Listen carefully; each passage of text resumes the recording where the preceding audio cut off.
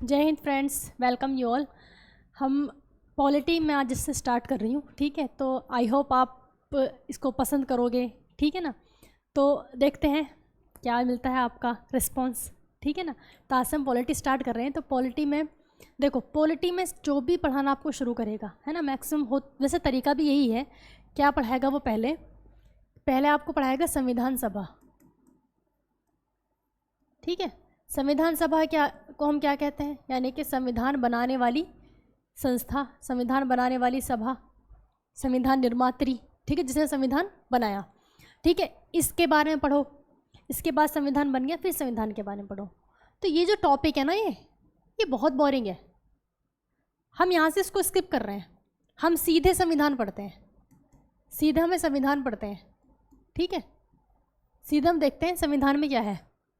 संविधान होता क्या है, देखो, संविधान होता है कि समझ लो एक रूल बुक है, आपको हमारे देश को शासन कैसे करना है, ठीक है। वो संविधान में कहा है कि सबके लिए समान व्यवस्था, यानी कि सबके लिए समान शासन को क्या जो रूल्स वगैरह लिखे गए हैं वो क्या संविधान है।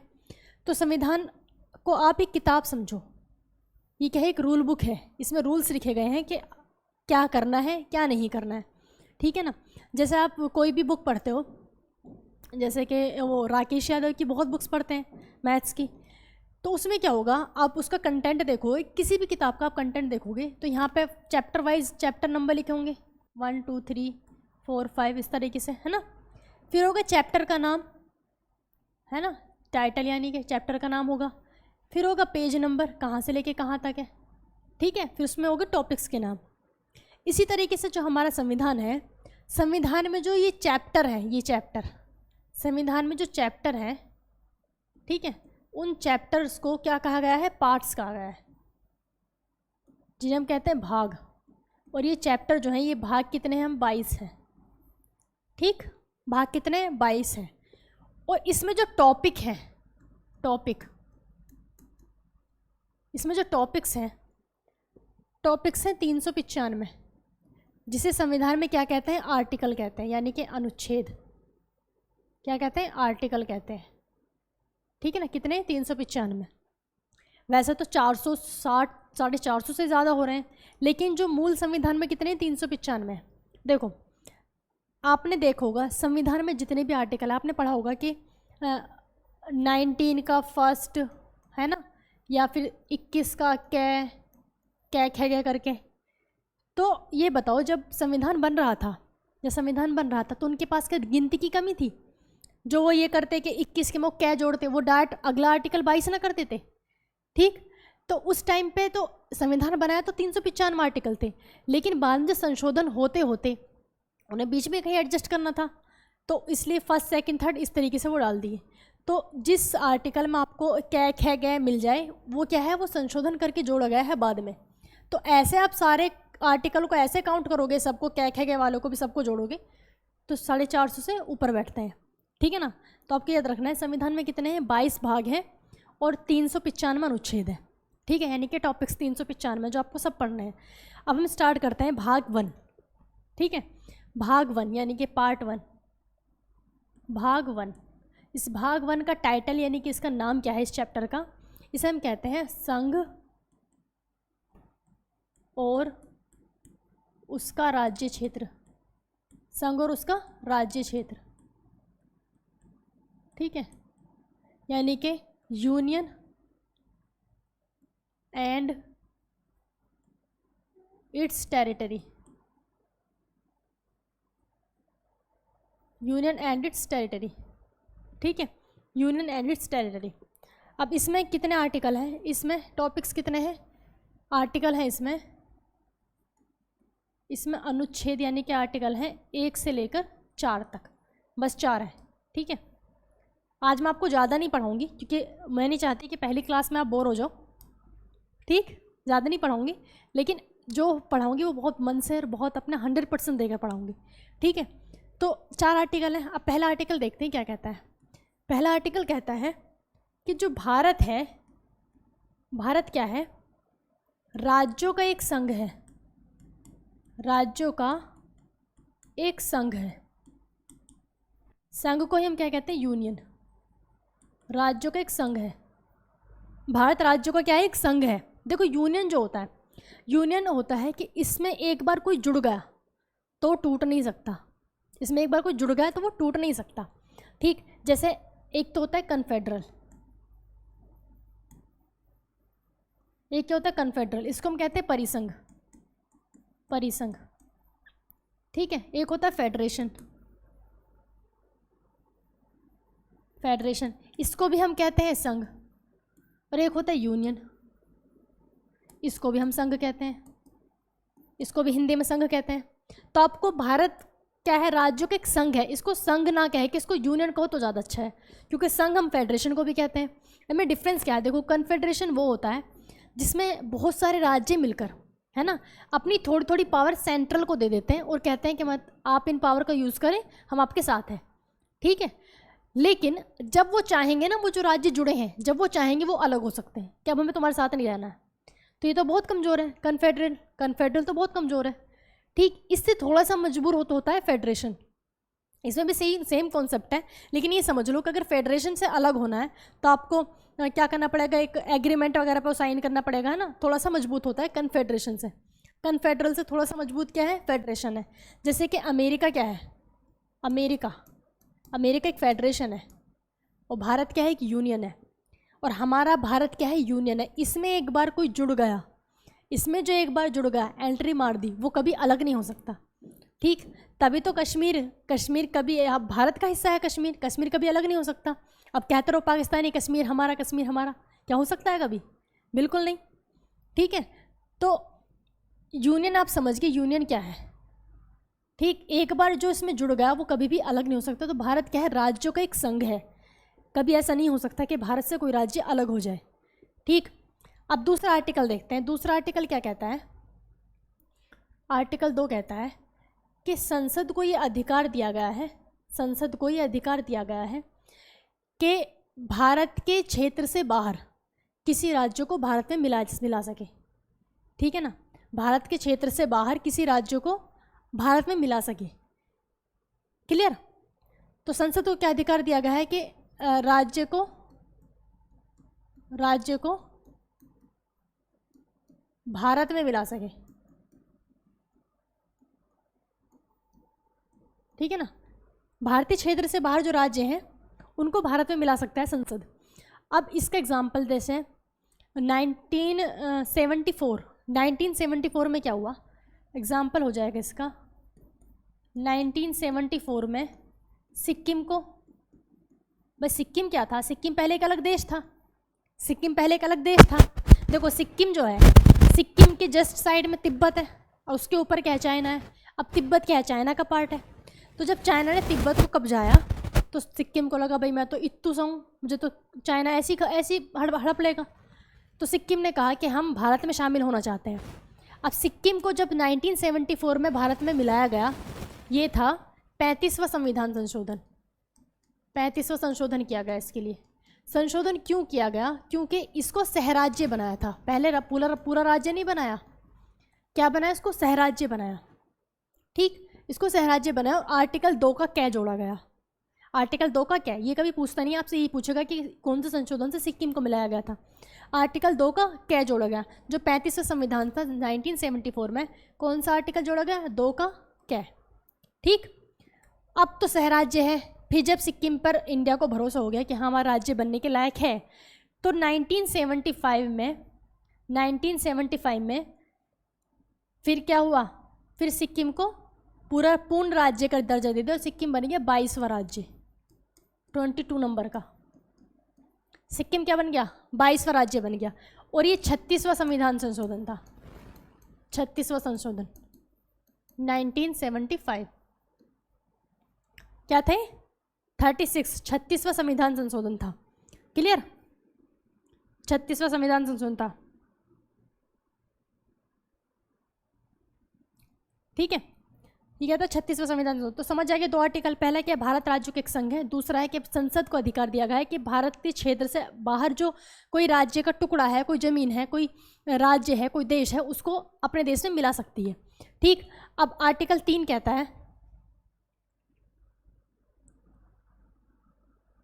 देखो आर्टिकल 3 कहता है कि संसद को अधिकार दिया गया है, संसद को क्या अधिकार दिया गया है कि भारत की सीमा के अंदर जो राज्य हैं, जो सीमा के अंदर जो राज्य हैं, जैसे यूपी, बिहार, उत्तराखंड सीमा के अंदर राज्य हैं, इनके क्षेत्र में परिवर्तन, देखो क्या कर सकती है संसद, क्षेत्र में, नाम में, है ना, सीमा में, जैसे सीमा क्षेत्र एक ही बात हो जाएगी, क्या कर सकती है, इनमें परिवर्तन कर सकती है, इनमें क्या कर सकती है, परिवर्तन कर सकती है।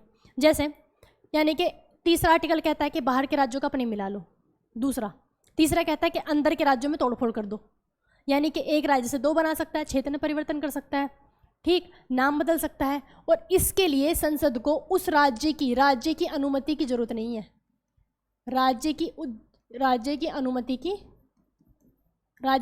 नहीं चाहिए, ठीक है, राज्य की अनुमति नहीं चाहिए। अब इसका एग्जांपल जैसे क्या हुआ, सन 2000 में 3 राज्य अलग हुए थे, मध्य प्रदेश से छत्तीसगढ़, उत्तर प्रदेश से उत्तराखंड और बिहार से झारखंड, ठीक है।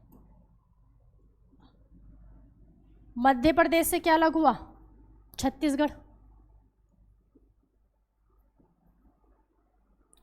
अलग हुआ, ठीक है। उत्तर प्रदेश से क्या अलग हुआ, उत्तराखंड, बिहार से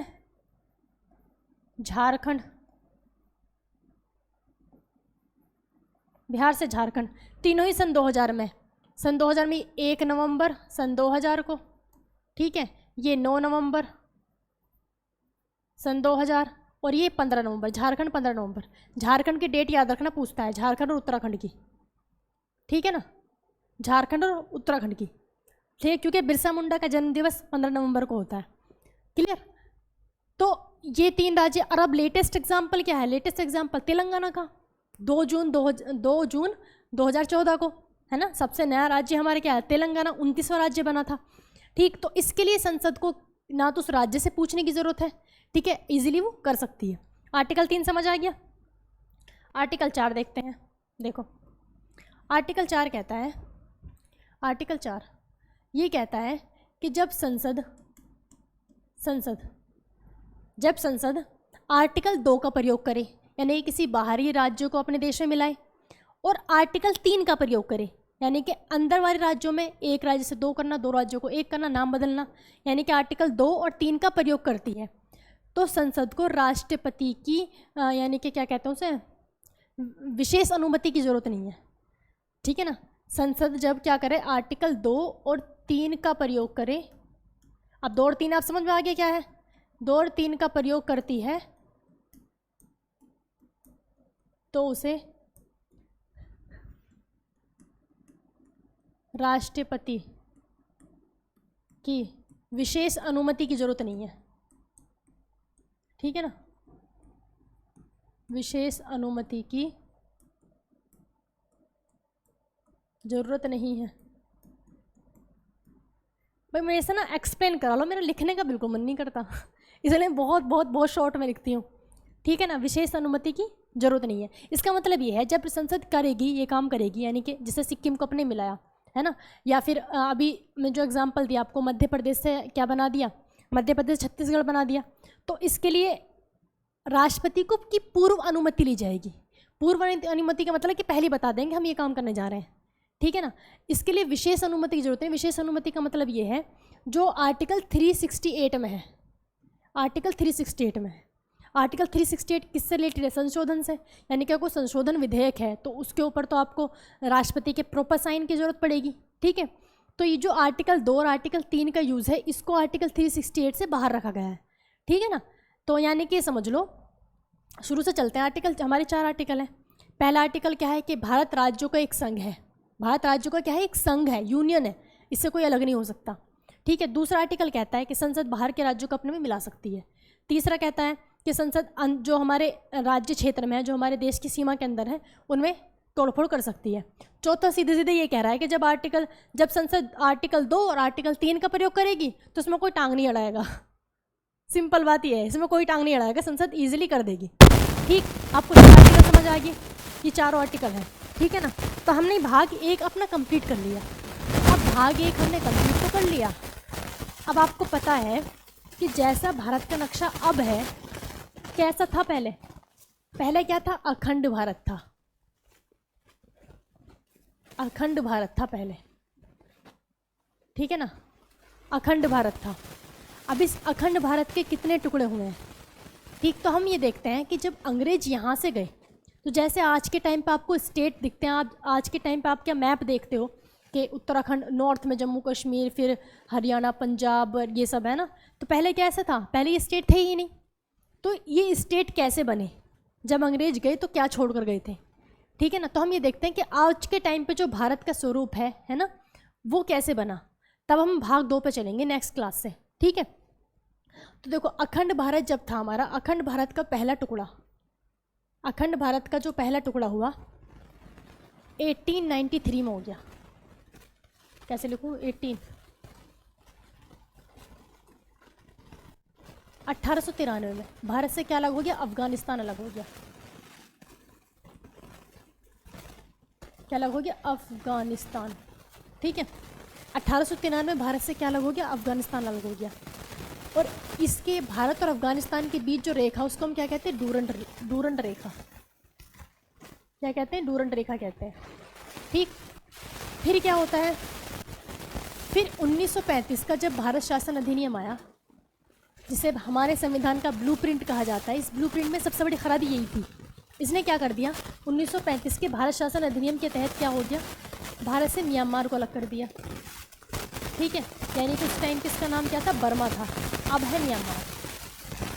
1935 के भारत शासन अधिनियम के तहत क्या अलग हो गया? बर्मा अलग हो गया, यानी कि म्यांमार अलग हो गया, ठीक। अब सबसे खतरनाक टुकड़ा जिसने भारत को सबसे ज़्यादा बर्बाद किया है ना, 1947 में, 1947 में भारत से पाकिस्तान अलग हो गया। क्या अलग हो गया? पाकिस्तान अलग हो गया। और भारत और पाकिस्तान के बीच लाइन कौन सी है? Radcliffe, Radcliffe, Radcliffe रेखा। ऐसे याद रखो, रेड किसका निशान है? खतरे का। और भारत और पाकिस्तान के बीच हमेशा खतरा मंडराता रहता है, ठीक है ना। तो रेड क्लिफ किसकी है? भारत और पाकिस्तान के बीच जो बॉर्डर है उसको क्या बोलते हैं? रेड क्लिफ लाइन बोलते हैं। अच्छा, जब पाकिस्तान अलग हुआ था तो पाकिस्तान जैसा पाकिस्तान है वो नहीं है, जो बांग्लादेश था वो भी पाकिस्तान का ही पार्ट था। पाकिस्तान जो अलग हुआ वो धर्म के हिसाब से अलग हुआ था कि जितने मुस्लिम से वो पाकिस्तान में रहो और हिंदू कहाँ रहना है? भारत में रहना है, ठीक। तो पाकिस्तान का जो विभाजन हुआ वो ऐसा हुआ, देखो।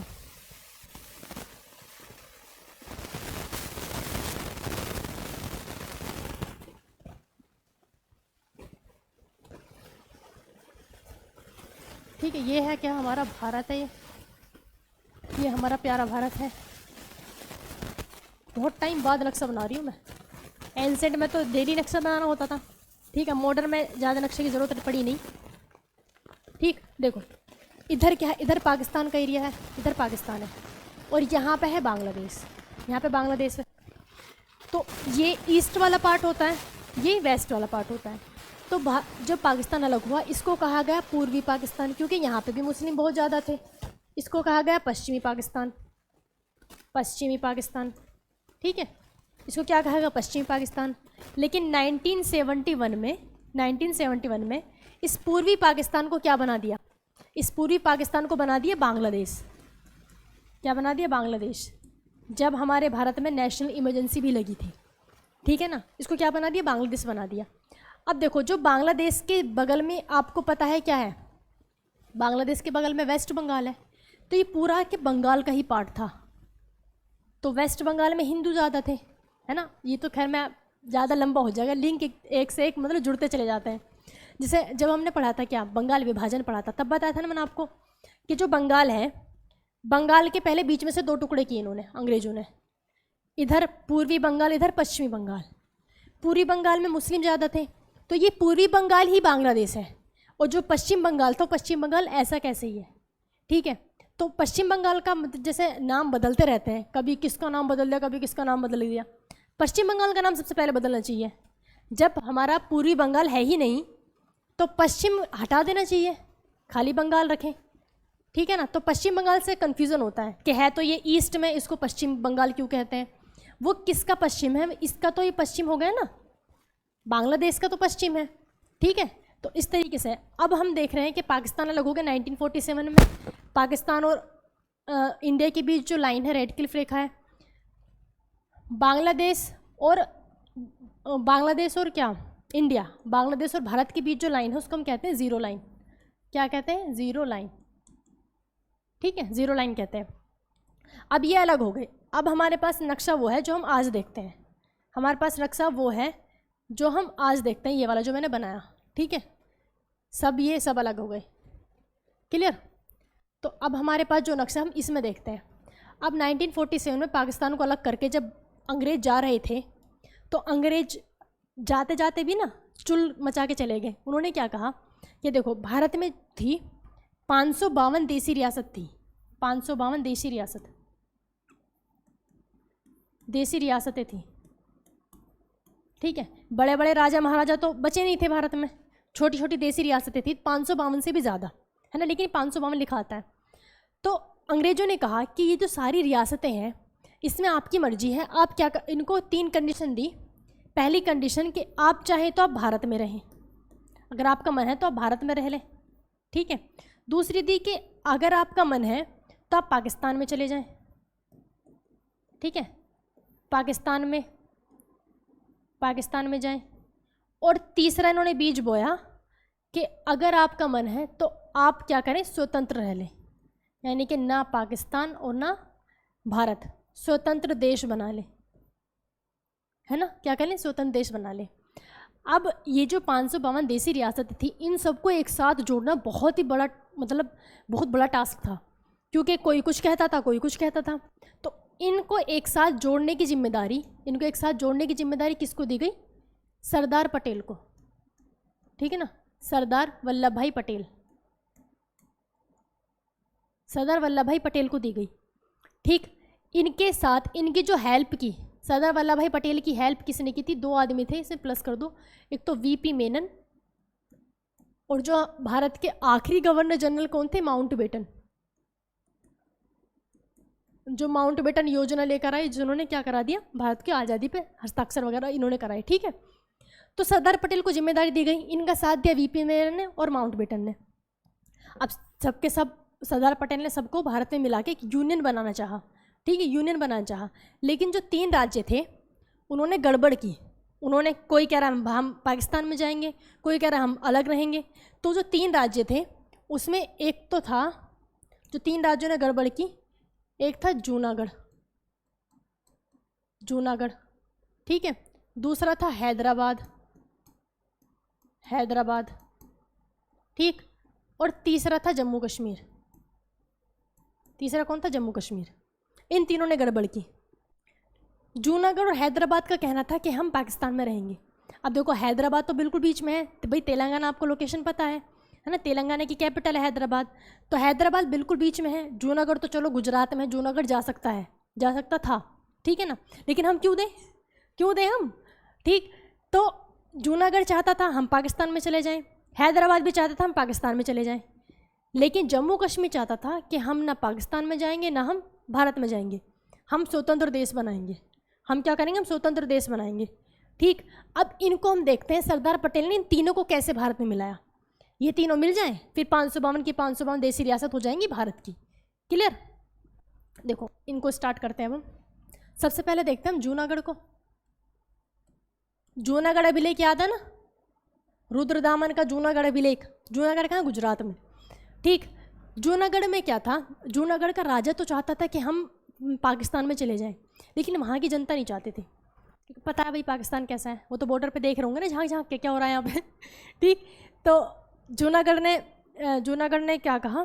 जूनागढ़ की जनता नहीं चाहती थी हम पाकिस्तान में जाएं, राजा चाहता था वहाँ का। तो यहाँ पे सरदार पटेल ने क्या कहा, चलो ऐसा करो, आप वोटिंग कराओ, लोगों से पूछो कि लोग क्या चाहते हैं, हम कहाँ रहना है। तो इसको कहा गया जनमत संग्रह। सरदार पटेल ने क्या करा? जनमत संग्रह। ठीक है, जनमत संग्रह और वोटिंग, बिल्कुल मतलब लोगों का जो जनमत संग्रह था वो भारत के पक्ष में आया और जूनागढ़ को भारत में मिला लिया गया। क्लियर? अब नेक्स्ट है हमारा क्या? हैदराबाद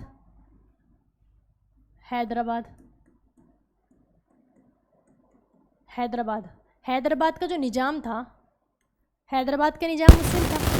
वो चाहता था कि हम कहाँ जाएं, पाकिस्तान में चले जाएं। अब बीचों बीच को हम पाकिस्तान में क्या दे देंगे, बिल्कुल नहीं। तो हैदराबाद, अब देखो अगर हैदराबाद को हम ज़बरदस्ती करते हैं, हम ज़बरदस्ती नहीं कर सकते थे क्योंकि अंग्रेज अभी भी थे भाई, माउंटबेटन तभी भी बैठा था, अंग्रेज की कॉन्टेक्ट तो अभी तो कम्प्लीटली तो हम बिल्कुल अलग हुए नहीं थे, बस हमें आज़ादी मिली थी। तो अंग्रेज कह कर गए थे कि इनकी मर्जी के ऊपर डिपेंड है, ये वहाँ जाएं या यहाँ रहें या फिर ये स्वतंत्र देश बनाएं, तो ज़बरदस्ती नहीं कर सकते थे। ठीक है, तो सरदार पटेल ने दिमाग लगाया, उन्होंने कहा कि चलो ऐसा करते हैं भाई, इनको हम दे तो सकते नहीं, कुछ ना कुछ तो करना पड़ेगा। तो सरदार पटेल ने किया, ऑपरेशन पोलो चलाया। ऑपरेशन पोलो, पोलो मतलब पुलिस है ना। देखो पुलिस तो नॉर्मल झगड़े वगड़े में आ जाती है, लेकिन आर्मी नॉर्मल चीज़ में नहीं आती। जब बहुत बड़ा कांड होता है, बहुत बड़ा काम करना होता है, तभी आर्मी आती है। तो ऑपरेशन पोलो में जो पुलिस की वर्दी में इन्होंने क्या भेजे थे, आर्मी वालों को भेजा था, और वहाँ पे फटाफट काम निपटाया और हैदराबाद आ गया हमारे भारत के अंदर। समझ आ गया, यानी कि ऑपरेशन पोलो जो था, कहने के लिए पुलिस का था, ये कहने के लिए जो ये ऑपरेशन पोलो चलाया गया था, ये ऑपरेशन पुलिस का था, लेकिन एक्चुअल में वो थे आर्मी के लोग थे। ठीक है, क्योंकि अगर पता चलता है कि आर्मी है तो यानी कि कोई बड़ा काम है, तो अंग्रेजों को पता चल जाता। ठीक, तो इस वजह से ऑपरेशन पोलो के तहत किसको मिला लिया गया, हैदराबाद को भी मिला लिया गया। अब आता है जम्मू कश्मीर, ठीक है ना, जम्मू कश्मीर।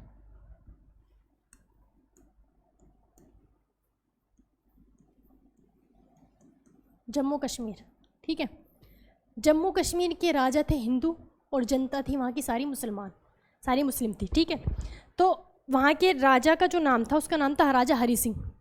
क्या नाम था, राजा हरी सिंह,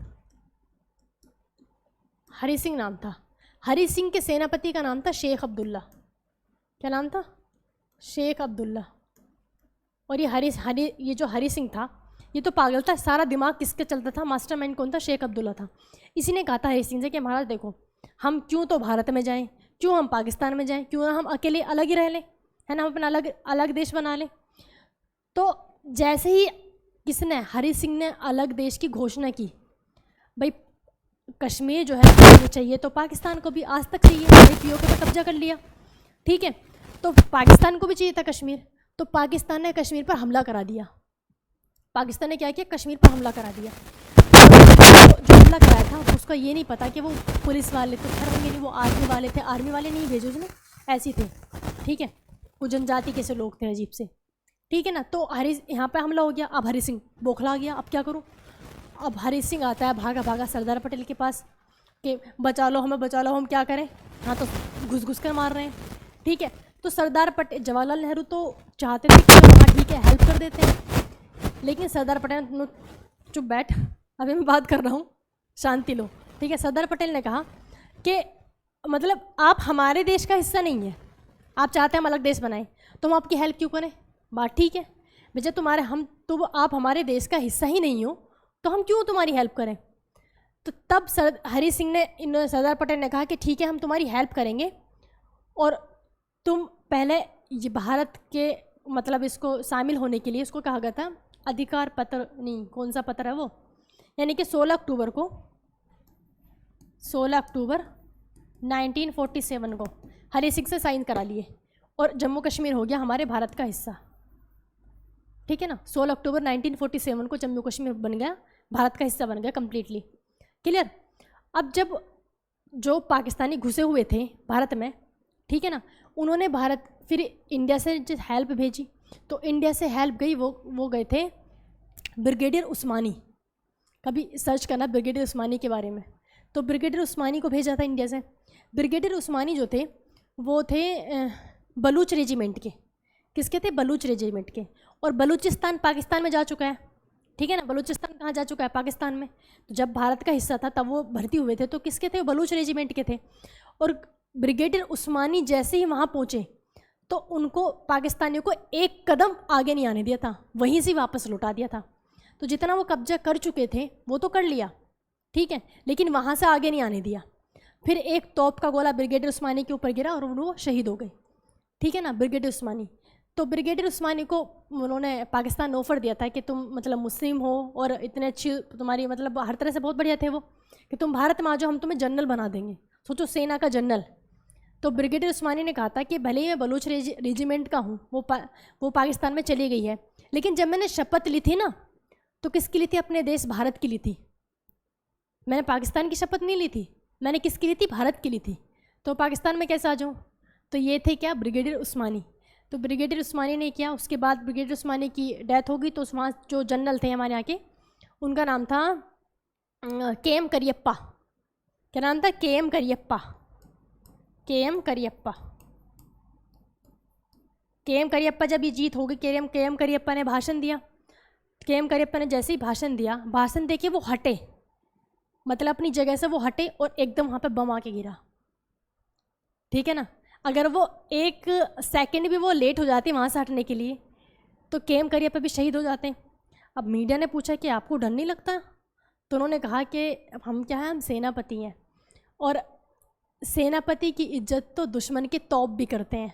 किसने कहा था? के.एम. करियप्पा ने कहा था। ठीक है, तो जम्मू कश्मीर फाइनली हमारे भारत में मिल गया। अब हमारी 552 जो देसी रियासतें हैं वो भारत में मिल चुकी हैं। ठीक है ना? अब देखते हैं भारत में कैसे कैसे राज्य बने, क्या क्या हुआ। यहाँ तक क्लियर है ना? ये डेट याद रखना, 16 अक्टूबर 1947 को। ठीक, जो इन्होंने कब्जा किया था, पाकिस्तान ने जो कब्जा किया था, है ना, तो कश्मीर का वो कितना 30% एरिया है, 30% एरिया है। अगर भारत चाहता तो युद्ध लड़के उसको मतलब हटा सकता था उसी टाइम पे, लेकिन उस टाइम पे, ये कब की बात थी? 1947 की। ठीक है, लेकिन 1945 में क्या बना था? यूएनओ का गठन हुआ था, और भारत यूएनओ का सदस्य था। तो यूएनओ का सदस्य था, तो जवाहरलाल नेहरू कहाँ पहुँच गए थे? यूएनओ केस करने के लिए पहुँच गए थे कि जम्मू कश्मीर तो हमारा हिस्सा है। ठीक है ना? जम्मू कश्मीर हमारा हिस्सा है, साइन हो गए हैं और उन्होंने यहाँ पे कब्जा कर लिया है। तो वो केस वगैरह वो फिर अलग ही चीज़ है। ठीक है ना? वो उसे ज़्यादा कॉम्प्लिकेटेड बन जाएगा फिर। समझ आ गया?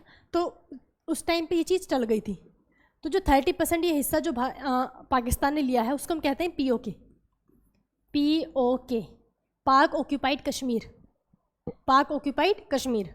इस POK में ही एक तो अमेरिका को भी इन्होंने दे रखा है। POK में जो अमेरिका अपनी सैन्य वो लगा सकता है वहाँ पे सैन्य चौकी, एक सैन्य चौकी अमेरिका को रेंट पे दे रखी है, भाड़े पर। ठीक है ना? पाकिस्तान ने। और अब हम चलते हैं, ठीक है, अपने टॉपिक पर। तो हमारे क्या है, 552 जो देसी रियासतें हैं टोटल भारत का हिस्सा बन चुकी हैं। अब आती है दिक्कत कि चलो अब भारत को तो ना मतलब स्टेट वगैरह बनाते हैं, तो भारत में 4 स्टेट बनाए गए। उन 4 स्टेट का नाम रखा गया ABCD। ABCD नाम ही थे ABCD। ठीक है, जो A स्टेट था इसमें रखा गया, A स्टेट में रखे गए ब्रिटिश प्रोविंस। British province. ठीक है, जो B था, B स्टेट में रखा गए क्या कहते हैं उनको, प्रिंसली स्टेट। Princely state. ठीक है, C में था कमिश्नरी स्टेट। कमिश्नरी स्टेट। ठीक है, और D में था यूनियन टेरिटरी। D में क्या था? Union territory. ठीक, ब्रिटिश प्रोविंस की संख्या कितनी थी? 9। प्रिंसली स्टेट की संख्या भी 9। कमिश्नरी स्टेट थे 10 और यूनियन टेरिटरी थी 1। ठीक, अभी समझो ये था कैसे कैसे। ये ऐसे था, देखो,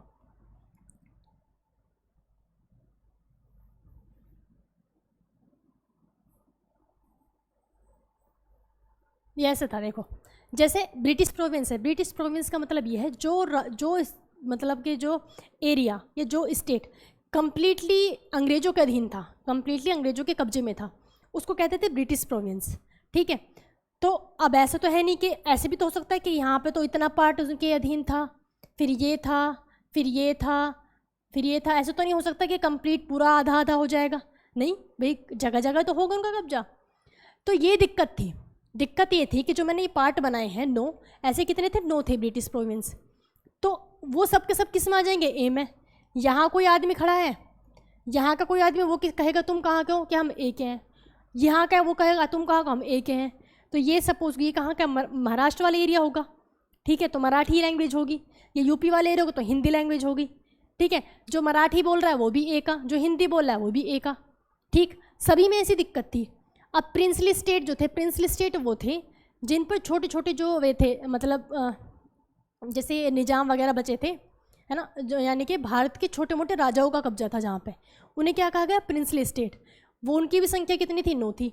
तो वो भी ऐसा नहीं हो सकता कि एक ही जगह होंगे, वो भी कोई यहाँ होगा, कोई यहाँ, कोई यहाँ, कोई यहाँ, ऐसा होगा। ठीक है ना, ऐसी तो होगा। तो इतनी सब जगह वो कहें भैया हम कहाँ के, हम बी के हैं। ठीक है, अब कमिश्नरी स्टेट क्या है, कमिश्नरी स्टेट वो है, कमिश्नरी स्टेट हम उसे कहते हैं कि जिसमें जैसे सपोज करो पूरा का पूरा क्या है, यूपी है ना, पूरा का पूरा ये यूपी है। अब अगर अंग्रेज पूरे यूपी को अपने अधीन करते हैं, पूरे यूपी पर के मतलब यहाँ से टैक्स भी हमें लेना है, सब कुछ हमें करना है, पूरे यूपी पर कब्जा करते हैं, तो उन्हें खर्चा तो ज़्यादा करना पड़ेगा और उनको कमाई कम होती थी। ये तो मैंने एग्जांपल यूपी के लिया, लेकिन यूपी के लिए ऐसा नहीं था, यूपी के लिए ऐसा नहीं था, मैंने एग्जांपल लिया एक। ठीक है, यानी कि कोई एक पूरा स्टेट को अगर वो कब्जाते हैं तो उनका खर्चा ज़्यादा हो रहा था, कमाई कम हो रही थी। ठीक है, लेकिन अगर यूपी की में एक तो देखो इलाहाबाद हो गया, इलाहाबाद, और एक लखनऊ, इलाहाबाद लखनऊ ये बेस्ट थे उस टाइम पे सिटी, आज भी लखनऊ बहुत अच्छा है, इलाहाबाद भी। अगर वो क्या करें, वो सिर्फ इलाहाबाद और लखनऊ पर कब्जा कर लें, है ना, तो उनका पूरा काम बन सकता है। तो कमिश्नरी स्टेट वो था कि पूरी जगह पर कब्जा ना करके बड़े बड़े शहरों पर कब्जा किया हुआ था। ठीक है ना, बड़े बड़े शहरों पर कब्जा किया हुआ था, उसे हम क्या कहते थे, कमिश्नरी स्टेट। और वहाँ पे एक कमिश्नर बिठा देते थे। ठीक है, तो ये कहते कमिश्नरी स्टेट। ये कितने थे, 10 थे, एक यूनियन टेरिटरी थी। ठीक, तो ये क्या थे, ABCD 4 राज्य थे। अब ये 4 राज्यों में दिक्कत मैंने आपको साथों साथ बता दिया। दिक्कत ये थी भैया कोई कहाँ का है, कोई कहाँ का है, कोई इधर बैठा है वो भी बी का, कोई यहाँ है तो वो भी बी का, ऐसी तो हो जाएगा। फिर कोई यहाँ है वो ए का, ऊपर है वो ए का, समझ नहीं आता कौन किस में आता है। ठीक, तो अब क्या किया, अब सबने विरोध करना शुरू कर दिया। सबने क्या कर दिया, विरोध करना शुरू कर दिया पूरे भारत में।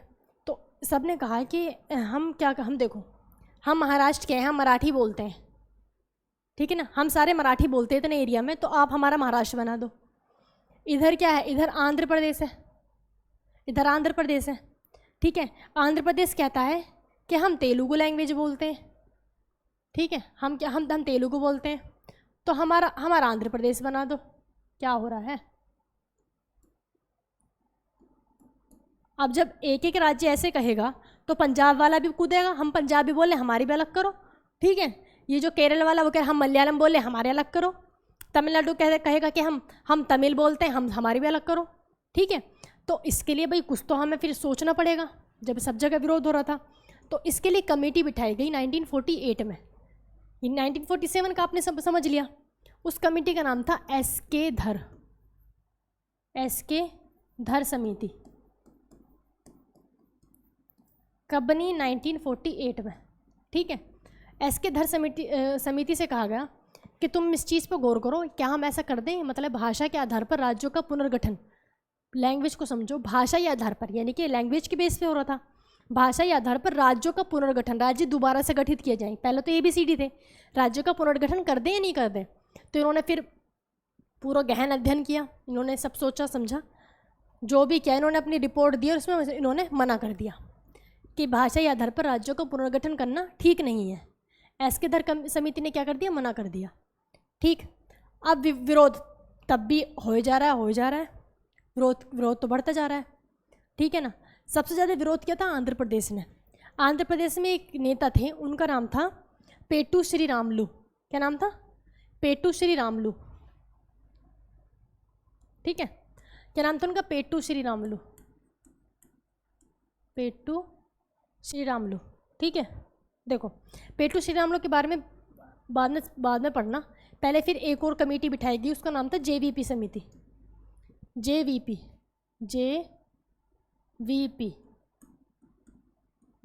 समिति।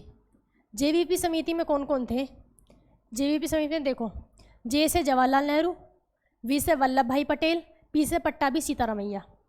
जवाहरलाल नेहरू, वल्लभ भाई पटेल, पट्टाभी सीतारामैया। पट्टाभी सीतारामैया को आपको याद होगा 1939 में जब सुभाष चंद्र बोस और पट्टाभी सीतारामैया के लिए कांग्रेस की अध्यक्षता के लिए क्या हो रहा था, एक तरह से युद्ध मान लो, ठीक है ना, कि पट्टाभी सीतारामैया बनेंगे या सुभाष चंद्र बोस बनेंगे, ठीक है, 1939 में। तो पट्टाभी सीतारामैया जो थे वो कांग्रेस के इतिहासकार थे, कांग्रेस का इतिहास वो लिखते थे, ठीक। तो जवाहरलाल नेहरू, वल्लभ भाई पटेल और पट्टाभी सीतारामैया, इनकी एक समिति बिठाई गई, है ना। इन्होंने भी क्या कहा, इन्होंने भी भाषाई आधार पर मना कर दिया, राज्य के पुनर्गठन को उन्होंने भी मना कर दिया, ठीक है। अब आता है वो केस, ऐसे चलते चलते 1952 आ गया। तो 1952 में, वैसे क्लास ज़्यादा लंबी हो जाएगी, ठीक है, बोर हो जाओगे, यहाँ से हम आगे कल ही करेंगे, ठीक है। पेटू श्री रामलू इन सब के बारे में कि पहले फिर राज्य कैसे कैसे बने, ठीक है, इसको हम कल शुरू करेंगे, और भाग 2 भी, ठीक है। अगर आपको पसंद आया, आपको समझ आया, तो वीडियो को लाइक शेयर जरूर कर देना, ठीक है। थैंक यू दोस्तों।